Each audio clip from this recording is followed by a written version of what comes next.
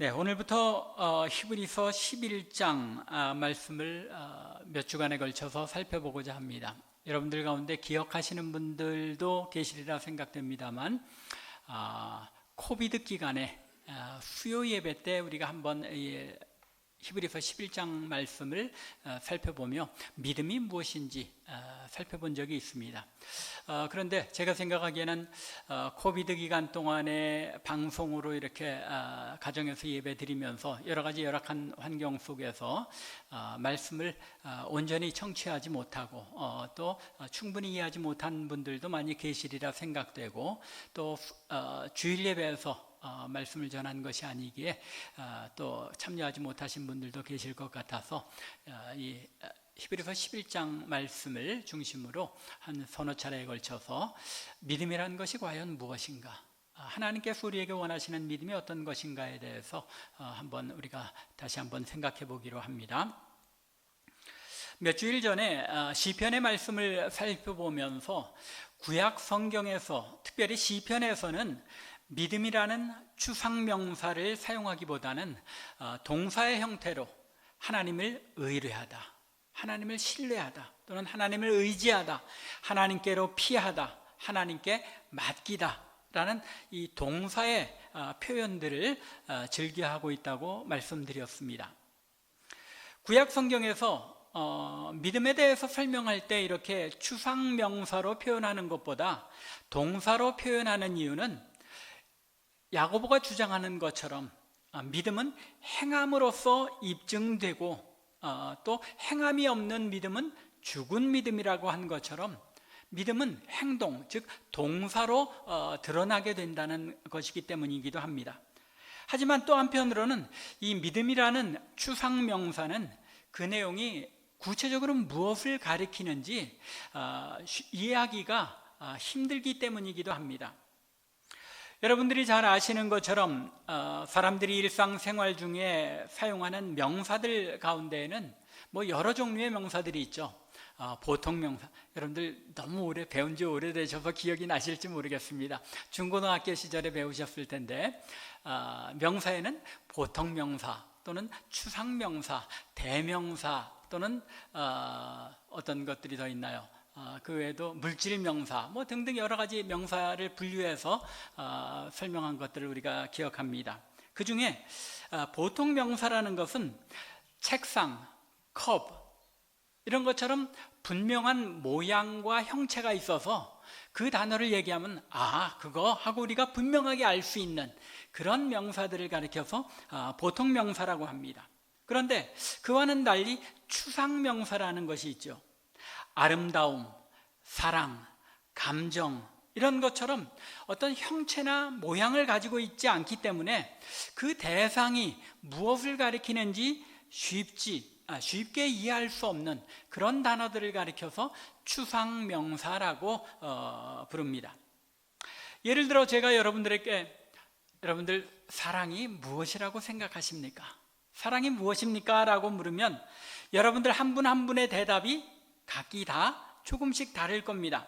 어떤 사람은 그 사랑의 대상에게 모든 것을 다 주는 것, 그것이 사랑이다, 즉 희생하는 것이 사랑이다 라고 말씀하는 분들도 있을 것이고, 또 어떤 사람들은 상대방을 배려하는 것, 그것이 사랑이다 라고 설명하는 분들도 계실 것입니다. 또 어떤 사람들, 젊은 사람들이 그렇겠죠. 그 사랑의 대상을 볼 때마다 가슴이 쿵쾅거리는 것, 그게 사랑이다라고 말할지도 모르겠습니다. 더 나아가 어떤 분들은 유행가 가사처럼 사랑은 눈물의 씨앗이다라고 대답하는 분들도 계실 것입니다. 이렇게 사랑에 대해서 사람들마다 그 생각이 다르고 그것이 무엇인지 정의하기 어려운 이유가 무엇입니까? 바로 그것이 추상명사이기 때문입니다. 그런데 오늘 우리가 살펴볼 믿음이라는 것 역시 추상명사죠. 우리 그리스도인들이 자주 사용하는 단어이기는 하지만 정확하게 믿음이 무엇인지 한마디로 정의하고 설명하기가 쉽지 않습니다. 여러분들은 믿음이 무엇이라고 생각하십니까? 어떤 분들은 믿음은 신앙 고백이다라고 주장하는 분들도 있습니다. 그런데 신앙 고백이 무슨 뜻입니까? 믿음을 고백한다는 뜻이잖아요. 거기에 이미 믿음이라는 요소가 담겨 있는데 어떻게 그게 이 믿음에 대한 설명이 될 수 있겠습니까? 믿음은 신앙 고백이라고 하는 설명은 믿음에 대한 올바른 정의라고 볼 수는 없을 것 같습니다. 또 어떤 사람은 진리를 마음으로 받아들이는 것, 그것이 믿음이라고 설명하기도 합니다. 그 외에도 다양한 설명, 다양한 정의를 내릴 수도 있을 것입니다. 그러나 그 어떤 설명도 충분히 한 번에 그렇구나 하고 흔쾌히 동의하고 받아들일 만한 설명이 되지는 못합니다. 추상명사이기 때문입니다. 혹시 여러분들 가운데 나는 믿음은 이런 것이다 라고 한마디로 명쾌하게 설명할 수 있겠다라고 생각하시는 분은 예배 후에 혹시 저를 좀 찾아와서 제게도 알려주시기 바랍니다. 한마디로 정의해서 믿음이 무엇인지. 이처럼 믿음에 대해 한마디로 설명하기 어렵기 때문에 많은 그리스도인들이 믿음이 무엇입니까? 라고 물으면 성경에서 오늘 본문으로 우리가 읽은 히브리서 11장 1절을 인용하면서 대답하고는 합니다. 믿음은 바라는 것들의 실상이요 보지 못하는 것들의 증거다라고 대답하시는 분들도 계십니다. 그런데 사실 그 대답조차도 굉장히 이제 오늘 여러분들이 이 말씀을 우리가 같이 살펴보면 아시겠지만 정확한 한마디로 사랑이 무엇인지를 믿음이 무엇인지를 우리에게 설명해 주지는 못하는 것을 알 수 있습니다. 왜냐하면 히브리서 기자가 11장 1절에서 말하려고 한 것은 믿음이 무엇인지에 대한 설명이나 정의가 아니라 믿음이란 것이 어떤 성격, 어떤 특성을 가지고 있는지 그 믿음의 특성을 설명하려고 한 것이기 때문입니다. 히브리서가 어떻게 쓰여졌습니까? 왜 히브리서 기자가 이 히브리서를 썼습니까? 유대 그리스도인들, 그들이 믿음에서 떠나갈 위기에 있었기 때문에 그들을 믿음에서 떠나지 않게 하기 위하여 이 히브리서를 기록하고 있습니다. 따라서 오늘 본문 1절에 믿음에 대한 구절도 과학적이고 신학적인 믿음의 정의를 내려주기 위한 것이 아니라 믿음에서 떠날 위기에 처한 유대 그리스도인들에게 믿음이라는 것이 성도의 삶에 어떻게 역사하는지를 설명하기 위해서 이 말씀을 언급하고 있는 것입니다. 실천되는 믿음, 즉 너희가 믿는 사람들이라면 이러한 것이 너희의 믿음의 삶의 특징으로 나타나야 한다는 그런 정도의 설명인 것입니다. 그럼에도 불구하고 오늘 본문의 이 히브리서 기자의 믿음에 대한 설명은 우리 기독교 신앙에서 믿음이 지닌 본질적인 특징들이 많이 있을 수 있습니다. 그 중에 중요한 한 부분을 설명하고 있습니다.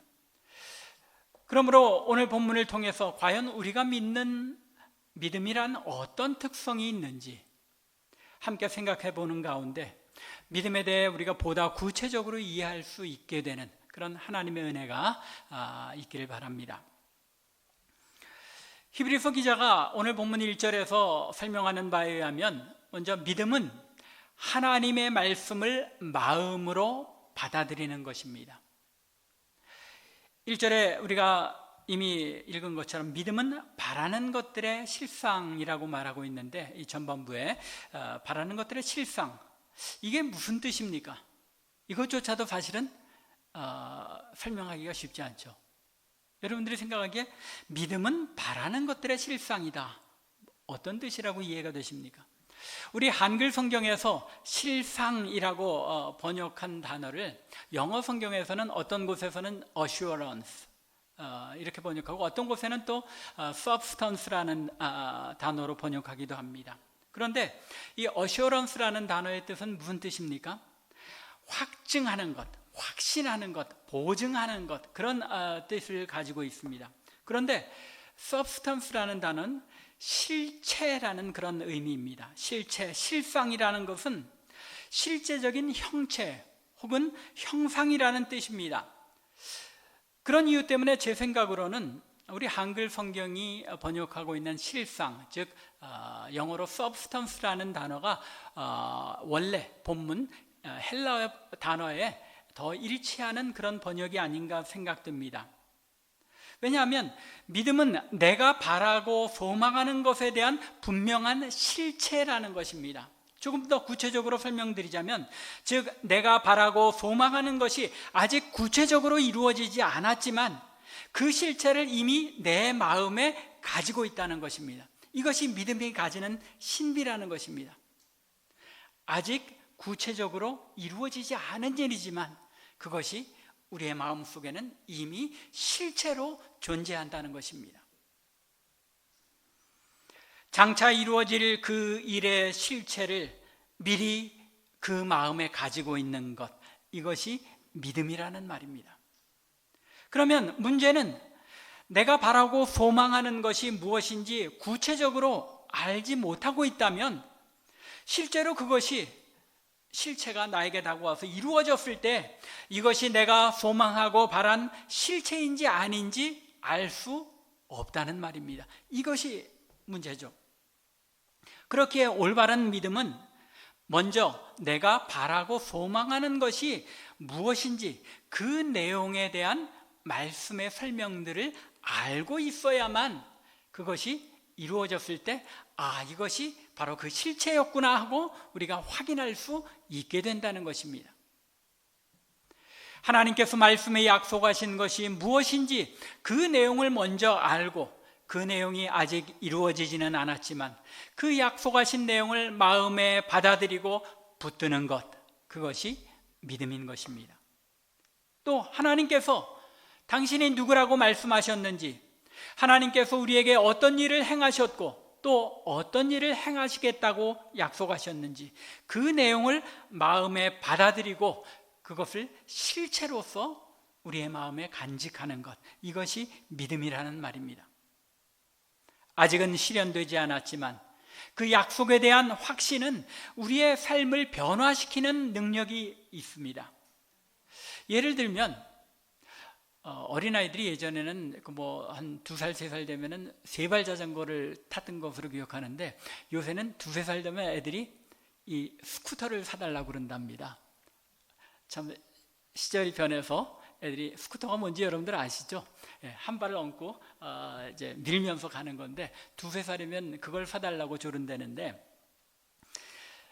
이 스쿠터를 사달라고 보채며 울다가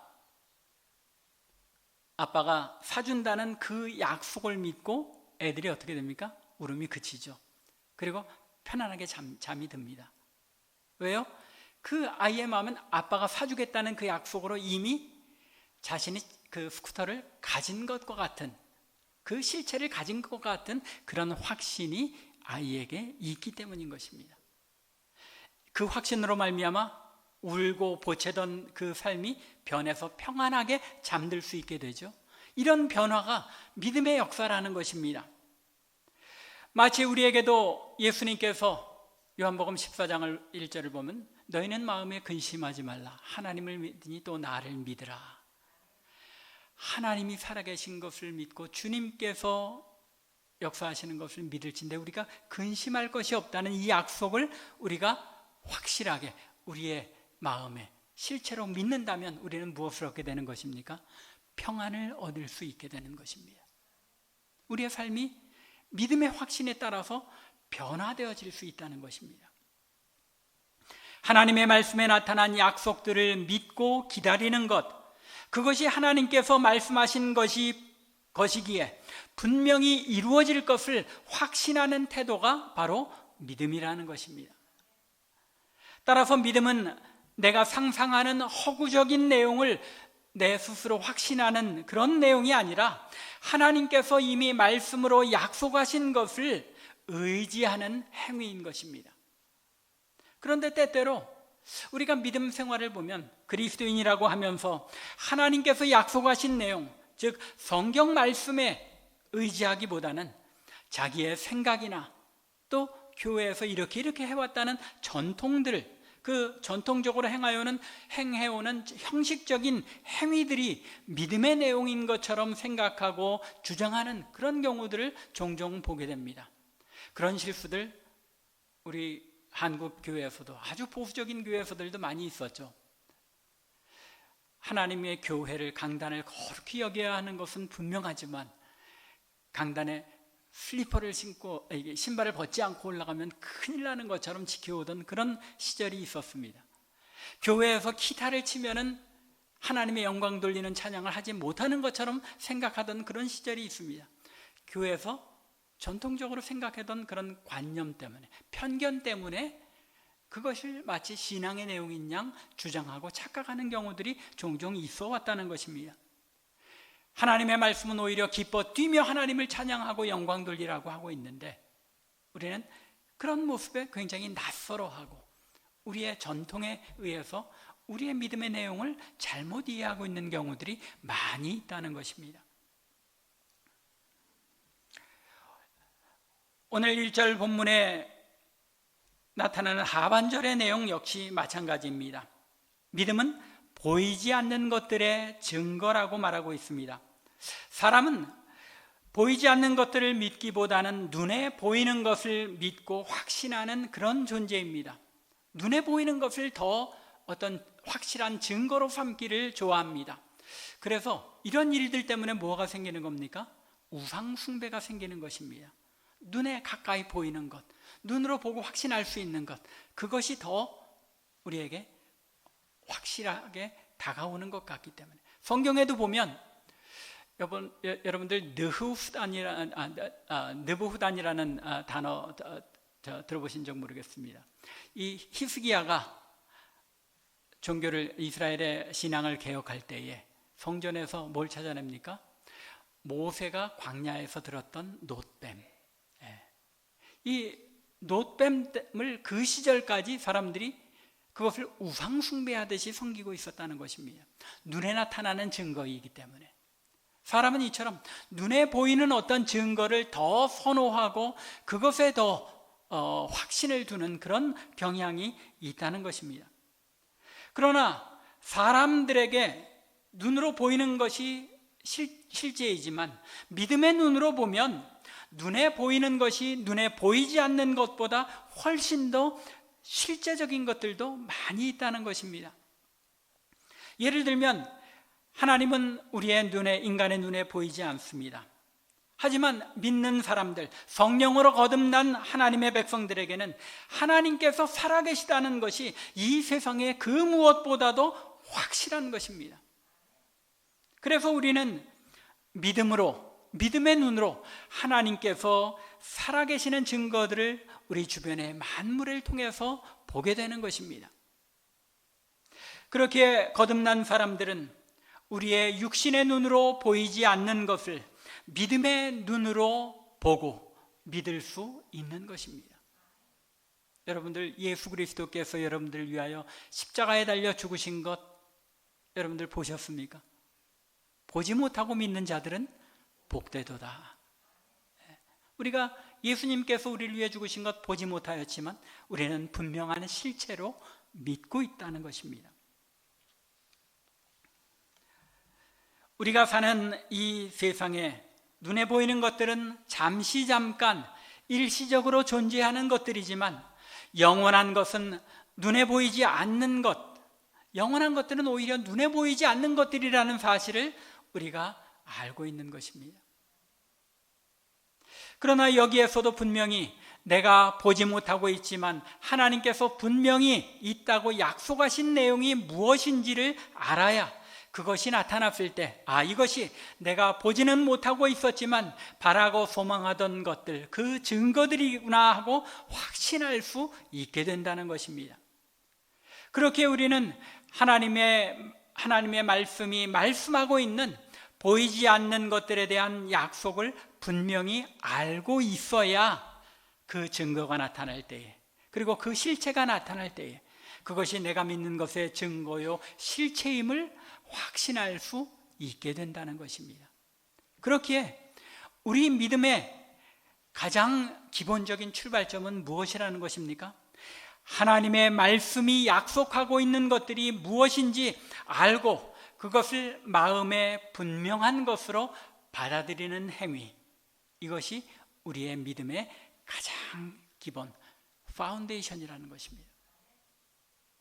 믿음은 하나님의 말씀을 마음으로 받고 그것을 확신하는 행위에서 출발한다는 것입니다. 두 번째로 믿음은 하나님의 인정을 받는 것입니다. 2절입니다. 선진들이 이로써 증거를 얻었느니라. 선진들 누구를 가리킵니까? 앞서간 믿음의 조상들이죠. 선진들, 그들이 이 믿음, 즉 하나님께서 약속하신 것들을 분명하게 붙들므로써 누구의 증거를 얻었다는 것입니까? 하나님의 인정, 하나님의 증거를 얻었다는 말입니다.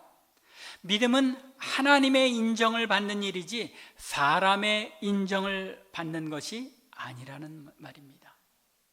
누가 믿음이 있고 없고는 사람이 판단할 일이 아니라는 것입니다. 하나님께서 분명하게 판단하시고 인정하신다는 것입니다. 산상수훈을 보면, 특별히 마태복음 6장 4절과 6절, 18절 같은 곳들을 보면 예수님께서 구제와 기도 그리고 금식에 대해서 가르치시는 것을 볼 수 있습니다. 구제에 대해서 말씀하시면서 나와 다른 사람들 사이에서, 구제는 나와 다른 사람들 사이에서 이루어지는 경건의 행위인데 예수님께서는 이것조차도 사람들에게 보이기 위한 것이 아니라 하나님만을 바라보고 은밀하게 행해야 한다고 가르치십니다. 내 구제함을 은밀하게 하라. 은밀한 중에 보시는 너의 아버지께서 갚으시리라. 그래서 어떻게 하라고요? 오른손이 하는 것을 왼손이 모르게 하라. 사람들과 사람 사이에서 일어나는 일인데 그것조차도 경건한 하나님의 백성들의 참모습은 은밀하게 구제의 행위를 해야 한다는 것입니다.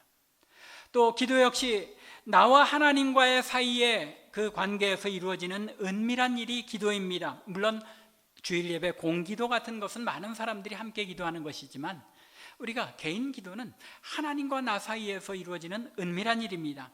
그런데 사람들은 얼마나 다른 사람들을 의식하며 다른 사람들에게 보이기 위한 기도를 할 때가 많습니까?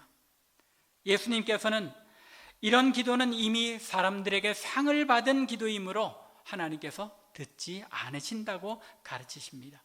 너는 기도할 때 내 골방에 들어가 문을 닫고 은밀한 중에 계신 내 아버지께 기도하라. 은밀한 중에 보시는 내 아버지께서 갚으시리라. 골방에 들어가서 은밀하게 기도하라는 것입니다. 또한 금식은 영적인 긴급성 때문에 내가 나 스스로를 향해 모든 음식을 끊음으로써 하나님께서 나 자신을 드리는 행위입니다. 그런데 이것조차도 사람에게 자신의 영적 우월성을 드러내려고 행하는 사람들이 있다는 사실을 주님께서 지적하십니다. 이는 금식하는 자로 사람에게 보이지 않고 오직 은밀한 중에 계신 내 아버지께 보이게 하려 함이라. 은밀한 중에 보시는 내 아버지께서 갚으시리라. 금식하는 자는 몸을 단장하지 말고 오히려 기름을 바르고 깨끗하게 씻으라고 예수님께서 말씀하시죠. 왜요? 내가 금식하고 있다는 사실을 다른 사람들이 모르게 해라. 하나님 앞에서 나 자신 스스로와의 관계 속에서도 은밀하게 모든 일들을 행하라고 말씀하시는 것입니다. 그런데 참 재미있는 그런 광고를 이전에 본 적이 있는데, 신문 광고에 어떤 집회 광고가 나왔습니다. 그 목사님, 강사 목사님을 소개하는데 그 강사 목사님이 40일 금식 기도를 몇 차례 했노라 하는 것이 이 광고에 나온 그런 것을 한번 보고 제가 혀를 찼던 적이 있습니다. 하나님 앞에 행한 경건한 행위를 사람들 앞에 자랑한다는 것, 하나님께서 기뻐하시는 경건의 모습이 아니라는 것입니다. 이렇게 구제, 기도, 금식은 나와 다른 사람, 나와 하나님, 그리고 나 스스로와의 관계 속에서 이루어지는 경건 행위들을 가리킵니다. 따라서 믿는 자들이 이 땅에 살아가면서 가지게 되는 모든 관계 속에서 일어나는 모든 일들을 포함합니다. 즉 믿는 자들의 삶의 모든 영역에서 하나님의 백성들은 사람들을 의식하는 것이 아니라 하나님만을 의식하고 그분의 인정하심을 바라보며 살아가야 한다는 사실을 주님께서 가르치신 것입니다. 우리가 신앙의 삶을 살 때 사람의 인정이 아니라 하나님의 인정을 받아야 한다는 것을 말씀하고 있는 것입니다. 그래서 다음 주에 이제 보다 자세하게 살펴보게 되겠지만 4절 하반절을 보면 아벨이 그의 믿음의 제사로 말미암아 하나님께로부터 의로운 자라 하는 증거를 얻었다고 말씀합니다. 하나님께로부터 의로운 자라는 증거를 아벨이 얻었다는 것입니다. 그리고 또 5절에서는 에녹에 대하여 하늘로 옮겨지기 전에 하나님을 기쁘시게 하는 자라는 증거를 받았다고 기록하고 있는 것입니다. 그렇게 본다면 우리가 이제 앞으로 몇 주에 걸쳐서 살펴보게 되겠지만 히브리서 11장에 등장하는 모든 믿음의 영웅들에 대한 히브리서 11장의 기록은 그들이 하나님께로부터 받은 그들의 믿음에 대한 인증서, 증서와 같은 그런 내용이 아닌가 생각되기도 하는 것입니다.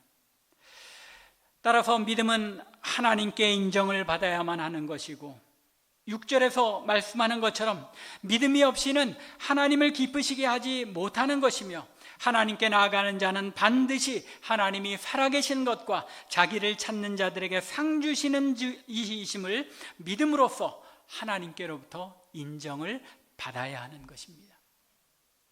하나님께로부터 믿음의 인정을 받는 저와 여러분들 될 수 있기를 주님의 이름으로 간절히 축원합니다.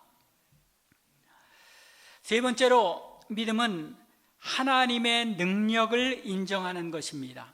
3절입니다. 믿음으로 모든 세계가 하나님의 말씀으로 지어진 줄을 우리가 아나니 보이는 것은 나타난 것으로 말미암아 된 것이 아니니라. 참 쉽게 이해하기가 어렵죠. 잘 우리의 그 생각에 그렇구나 하고 잘 들어오지 않는 그런 표현입니다.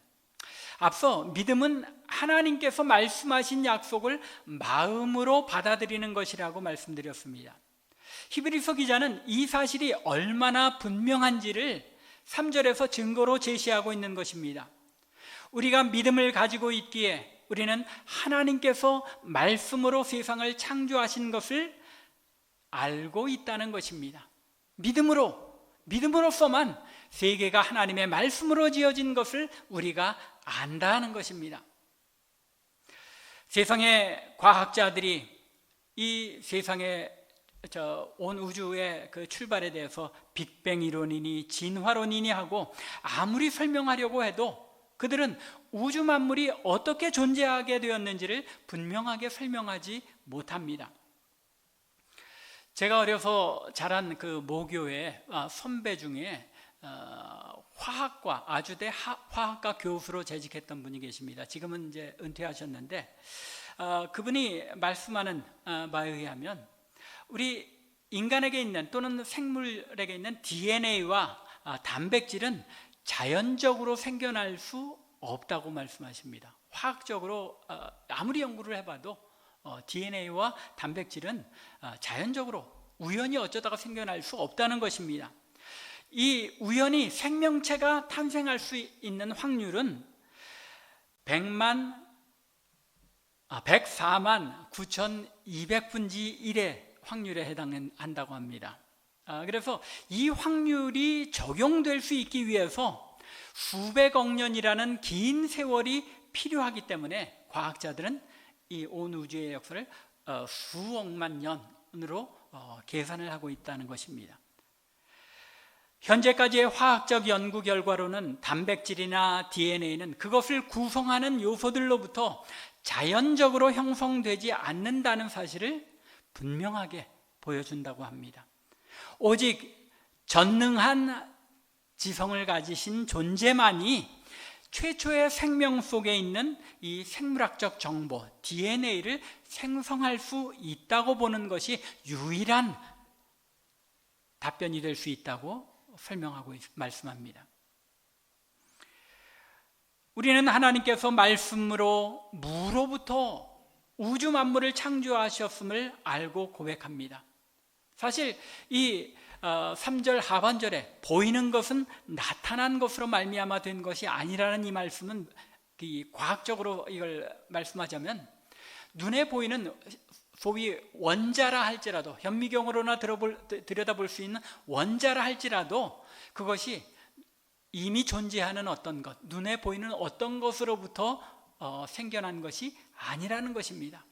보이는 것은 눈에 나타나는, 눈에 보이는 것으로 말미암아 된 것이 아니라 눈에 보이지 아니하시는 하나님, 아무것도 없는 가운데서 창조하신 하나님께로부터 출발한 것이라는 설명인 것입니다.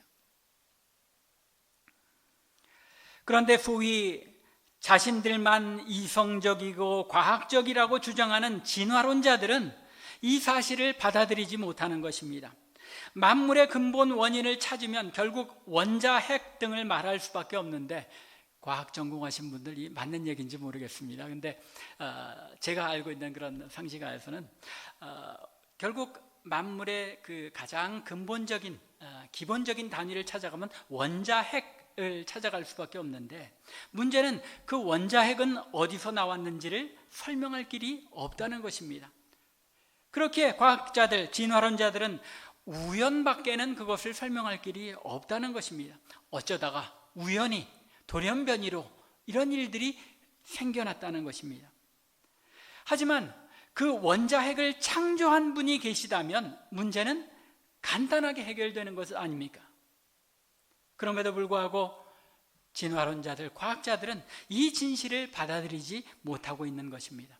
결국 진화론자들은 하나님이 계시다는 사실을 인정할 수 없기에 그들은 그들 나름대로의 논리로 진화론을 주장할 수밖에 없고, 우연히 우주 만물이 생성됐다고 주장할 수밖에 없는 것입니다. 결국 믿음이 아니면 어느 누구도 하나님이 살아계시며 말씀으로 우주 만물을 창조하신 것을 받아들일 수 없는 것입니다. 하나님께서 만물을 창조하신 전능하신 하나님이심을 믿는 우리는 눈앞에 수도 없이 많은 하나님의 존재하심과 살아계심에 대한 증거, 하나님께서 만물을 창조하셨다는 증거를 가지고 있는 것입니다. 눈에 보이는 모든 것들, 우리가 사는 이 우주에 존재하는 모든 것들이 이미 눈에 보이지 않는 하나님의 존재를 나타내 보여주고 있다는 것입니다. 그래서 히브리서 기자는 이미 말씀드린 것처럼 3절 하반절에서 보이는 것은 나타난 것으로 말미암아 된 것이 아니라고 설명하고 있는 것입니다. 우리가 눈으로 보는 우주 만물들은 눈에 보이는 어떤 것으로 말미암아 지어진 것이 아니라 눈에 보이지 아니하시는 전능하신 하나님께서 말씀으로 지으신 것임을 선포하고 있는 것입니다. 이러한 증거를 가진 우리기에 우리는 하나님께서 말씀에 약속하신 것들을 믿을 수 있는 것입니다. 더욱이 하나님께서는 이미 가장 어려운 약속을 우리를 위해 지키셨습니다. 그 아들을 이 땅에 보내어 우리 죄를 위해 죽게 하시겠다는 이 가장 어려운 약속을 이미 지키신 것입니다. 이보다 더 어려운 약속이 어디 있겠습니까? 어느 부모가 내 자식을 세상의 다른 사람들을 위해 죽게 하겠다는 약속을 지킬 수 있겠습니까? 그런데 하나님께서는 자기의 아들을 우리를 위해 십자가에 달려 죽게 하셨다는 것입니다. 당신의 약속을 지키시기 위해서. 이것이 하나님께서 우리에게 주신 그 모든 약속들을 하나님께서 지키실 것임을 믿을 수 있는 이유인 것입니다.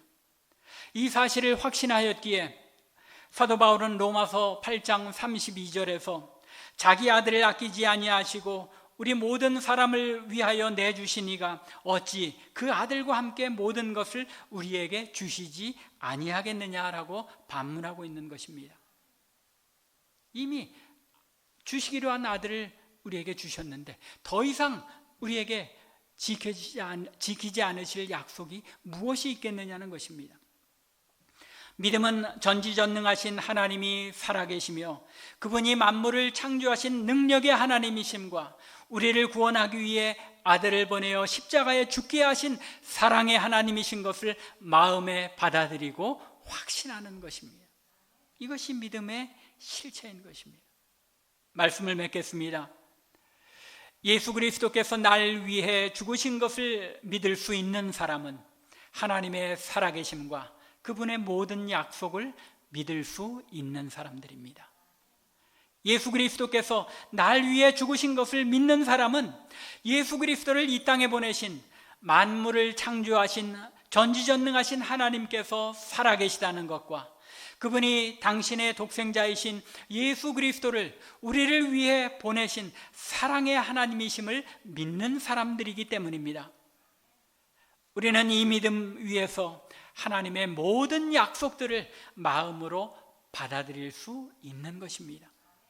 하나님께서 나를 사랑하신다는 약속, 나와 동행하시겠다고 약속하신 것, 내 삶을 주관하신다는 약속, 내가 장차 영원한 하나님의 나라에 들어가 영광 중에 살아가게 될 것에 대한 약속, 이 모든 약속들이 하나님께서 친히 당신의 말씀으로 약속하신 것들이기에 우리는 분명하게 믿고 위로를 얻을 수 있는 것입니다.